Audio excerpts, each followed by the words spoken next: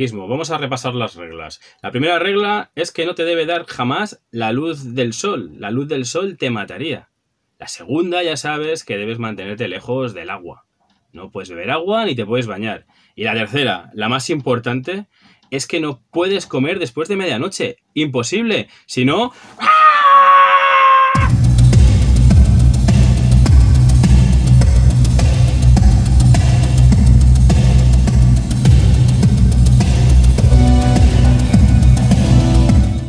Hola huerdos y huerdas, ¿qué tal? ¿Cómo estáis? Sed bienvenidos un día más a mi cueva, sed bienvenidos un día más a Videoclub Weird. Hoy vamos a hablar de una película muy especial, una película titulada Gremlins, y es que cuando un servidor piensa en Gremlins de Joe Dante, la primera palabra que me viene a la cabeza es nostalgia. Y es que de eso va Videoclub Weird, ¿no? Decir que Gremlins es un referente del cine comercial de los 80 es quedarse un poquito corto. Gremlins es un icono, Gremlins es parte de la cultura popular. Gremlins es una película que está tan enraizada en nuestra memoria colectiva que no hace mucho incluso se hacían anuncios y promociones con estos bichejos como protagonistas. Y es que además de ser un blockbuster de cabecera, la película del director de Piraña y de Aullidos, dos películas tan buenas como recomendables, al menos en la opinión de aquel que suscribe estas palabras, es una de las películas más representativas de esa productora mágica, esa productora llamada Amblin, o lo que es lo mismo, de la faceta del Rey Midas de Hollywood, de Steven Spielberg como productor. Y por otro lado, Gremlins es una película un tanto inclasificable, ¿no? ¿Qué es? ¿Es una comedia? ¿Es una película de aventuras? ¿Es una película de terror? ¿Es para niños? Es muy probable que el encanto que tiene esta cinta se deba a ello y a su toque de atemporal fábula macabra, como aquellos cuentos tradicionales que nos llegaron de forma mucho más suaves, pero que en origen eran mucho más oscuros. Pero como todo en este mundo, la entrañable y a la vez truculenta historia de cómo la pequeña localidad de Kingston Falls se ve asediada por el envite de una horda de pequeños y, por qué no decirlo, cabroncetes bichejos, no muy alejada de esa tónica de la ciencia ficción conspiranoica de los 50, tiene un origen, ¿no? Y aquí tenemos pues a un señor llamado Chris Columbus, que para las fechas pues no era más que un aspirante bastante alejado de la fama que le alcanzaría posteriormente, y que Gremlins pues no era más que un guión de prueba que el hombre pues iba dejando estudio por estudio, que pues estaba inspirado en esos ruiditos que escuchaba este hombre en su cochambroso apartamento y que lo producían pues las ratas que corrían por el techo. Así que Steven Spielberg encontró este libreto, el libreto escrito por el futuro director de películas como Aventuras en la Gran Ciudad o Solo en Casa, y bueno, y le gustó. Señalar que Steven Spielberg en ese momento pues estaba buscando ideas para hacer una película, una serie B, un horror film de invasiones extraterrestres en una teórica secuela para ET. Pero bueno, eso es una historia para otro momento. Aunque sus responsables lo desmintieran en más de una vez, estos Gremlins vienen de mucho más atrás. Al menos hay otros Gremlins precedentes que aparecieron mucho antes que los Gremlins de la película de Dante. Me refiero a aquellos que los pilotos británicos de la Royal Air Force veían en las alas de sus cazas durante los combates en la Segunda Guerra Mundial, y a los que achacaban todos los posibles fallos de sus aparatos. Algo así comenta el señor Futterman, interpretado por el inolvidable Dick Miller en una de sus escenas de la película. Un joven aviador y escritor llamado Roald Dahl, autor de obras tan recomendables como Fantástico Mr. Fox, Charlie y la fábrica de chocolate o Matilda, a este hombre se le encargó la escritura de un relato con estos bichejos como protagonistas para una posterior adaptación cinematográfica por parte de la Disney. Sin embargo, una vez escrito, pues el estudio del ratón más famoso de la historia se desmarcó y bueno, pues estos cuentos acabaron siendo adaptados en unos cartoons de la Warner Bros. Y esta historia de monstruitos que sabotean aviones fue también fuente de inspiración para uno de los mejores relatos que luego se adaptaría en uno de los mejores episodios de la serie de Twilight Zone de Rod Serling, titulado como Pesadilla a 20.000 pies, escrito por Richard Matheson. Este episodio también sufriría una nueva adaptación, un remake a principios de los 80, también en una producción de la Amblin, a pachas entre Spielberg y John Landis, que aquí se llamó En los límites de la realidad, de Twilight Zone. Movie, que no era más que pues una recopilación de 4 segmentos, cada uno dirigido por distintos directores, entre los cuales pues se encontraba este Pesadilla a 20.000 pies, dirigido por George Miller, director de obras tan recomendables, de obras maestras tan cojonudas como Mad Max. Señalar que Joe Dante también participó en este proyecto con su segmento It's a Good Life, un episodio en el que pues ya se podían ver muchas de las características propias de su cinefilia, de su cine, en un episodio que combinaba perfectamente el terror con el cartoon. Y es que a Joe Dante, que hoy amigablemente lo llamaríamos friki, porque en sus pelis podemos ver muchísimas de sus referencias y guiños a toda esa cultura popular que el hombre mamó desde su tierna infancia. Recordemos que Joe Dante pues es uno de esos directores nacidos en la década de los 40 que crecieron, que se educaron, que formaron su criterio frente pues a un televisor. Como buen cinéfilo que es, pues en prácticamente todas sus pelis podemos ver a sus personajes disfrutando de la experiencia del cine, ya sea viéndolo en la tele o ya sea en una sala. Incluso alguna vez estos personajes rompen la cuarta pared y se interpelan miradas hacia el espectador, es decir, hacia nosotros. Y a pesar de ser un director muy versátil, encuentra en el fantástico un género que le va como un guante y aplica en pantalla pues todo ese gusto que tiene por el cartoon, por el humor negro y el slapstick más divertido. Y si hay una constante en el cine de Joe Dante, esa no es otra que la participación de dos de sus actores fetiche, Robert Picardo por un lado y por supuesto el inimitable Dick Miller.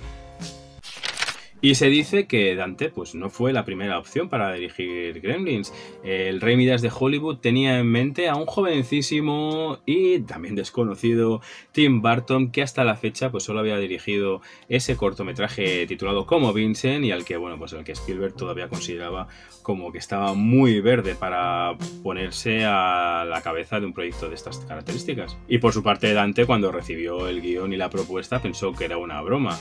De hecho, cuando tuvo que entrevistarse con Spielberg, pues se sentía apurado porque su primera película pues no era otra cosa que un exploit descarado de su tiburón. Algo que, bueno, pues que le tranquilizó cuando Spielberg pues le confesó que tanto Piraña como Aullidos le encantaban y que le parecían magníficas. La preproducción de Gremlins se fue alargando, algo que propició, pues como he dicho, que Joe Dante pudiera participar junto a su amigo John Landis en ese proyecto de En los límites de la realidad, de The Twilight Zone Movie. Y además, lo que en un principio pues parecía que iba a ser una horror movie de serie B, pues se fue encareciendo, se fue disparando de presupuesto, razón por la cual se fue suavizando ese tono de terror, hasta convertirse en lo que todos nosotros pudimos ver en el cine. Cuanta más gente fuera al cine a verla, pues más dinero se recuperaría posteriormente, debió pensar Spielberg, ya metido en la piel de productor. Pero pese a que el resultado final fue un resultado más edulcorado de lo que era el proyecto en un principio, la película sufrió problemas con la calificación. Una calificación que, bueno, pues que la consideraba pues tal vez demasiado heavy para ser amable y demasiado amable para ser heavy. De hecho, pasaba lo mismo con otra producción de la Amblin, coetánea de ese 1984, Indiana Jones y el Templo Maldito, que a Spielberg le salió también un poquito más oscura que su predecesora y que, bueno, pues que al final pues se sacaron de la manga una nueva calificación por edades, la PG-13, y que ambas cintas inaugurarían en ese verano de 1984. Pese a que a la fama y el protagonismo se lo llevarían estas criaturas salidas de la mente de un maestro de los efectos especiales como es Chris Wallace, que un poquito después ganaría su primer Oscar por los efectos de otra gran película, otra película súper recomendable como es La Mosca de David Cronenberg, totalmente alejada de Gremlins, por supuesto. Existe un reparto, ¿no? Se hizo un casting, un reparto del que casi nadie se acuerda porque los Gremlins se lo zamparon. Y tampoco es que las carreras de Zach Galligan o Phoebe Cates alzaran el vuelo mucho más lejos de la sombra de estos Gremlins. También señalar que se apostó desde un principio por un casting totalmente desconocido. Galligan interpretaría a Billy Peltzer, el protagonista, ¿no? Un joven responsable y anónimo en una pequeña localidad americana, vamos, el típico pringao, cuya existencia la trastoca la irrupción de algo fantástico. Y digo yo, ¿cuántas veces hemos visto algo así en las películas de la Amblin o de la década de los 80 en general? Dicen que el papel se lo disputó con Emilio Estevez y Jude Nelson, dos actores muy populares en aquel momento gracias a las comedias adolescentes de John Hughes, pero que la química que desprendía con su partner, con Phoebe Cates, decantó al estudio y a Spielberg por la elección de ambos. La elección de Phoebe Cates fue un poco más polémica, ¿no? Más que nada por esa participación de la actriz en esas comedias subidas de tono, tipo Porky's, ¿no? Tan populares en aquel momento. Y en el que, bueno, pues se mostraban inocentes y inocuos desnudos que no eran bien vistos por la puritana moralidad de la Warner. Otra cara más conocida que podemos ver en Gremlins es la de Corey Feldman, el futuro bocazas de los Goonies, todo un icono de la década de los 80 que participa aquí en un pequeño y entrañable papel. Los padres de Billy están interpretados por los actores Hoyt Axton, interpretando a Randall Peltzer, ese inventor amateur cuyos inventos rara vez funcionan y que, sufriéndolos y testeándolos, encontramos a Frances Lee McKay interpretando a Lynn Peltzer, a la que solamente un año después la veríamos como abuela de Marty McFly en Regreso al Futuro de Robert Zemeckis. Pero sin duda, siempre que pienso en Gremlins, me acuerdo del señor Wing, al que pues no se le nombra en ningún momento durante la película con ese nombre, que es el propietario original del Mogwai, que está interpretado por K-Luke, que es pues el maestro del pequeño saltamontes más famoso de la historia de la televisión y de su templo Shaolin. Otra muestra más de la cinefilia de Joe Dante. Y por supuesto, pues a ese señor Futterman, interpretado por ese inolvidable Dick Miller, que convierte al personaje en uno de los más queridos y más divertidos de toda la película.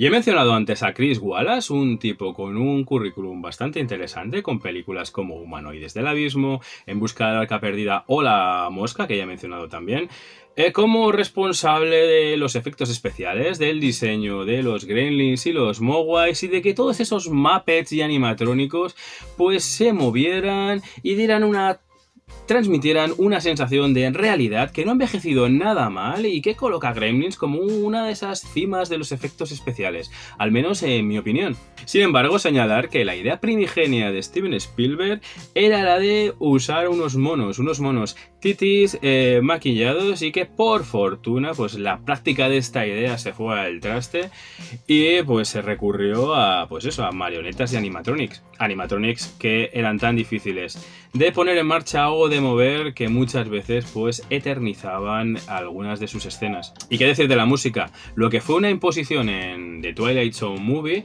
acabó siendo una de las más fructíferas relaciones profesionales, ya que Jerry Goldsmith, autor de la banda sonora de Gremlins, ha trabajado con Dante en muchos de sus posteriores filmes. Para la ocasión tiene un tema principal muy potente, titulado como Gremlins Rack, pero también hay cabida para melodías más entrañables y emotivas como la que tararea Gizmo o su score final, que es sencillamente espectacular. En 2014, y con motivo de su 30 aniversario, la revista Empire reunió a parte del equipo y a su guionista.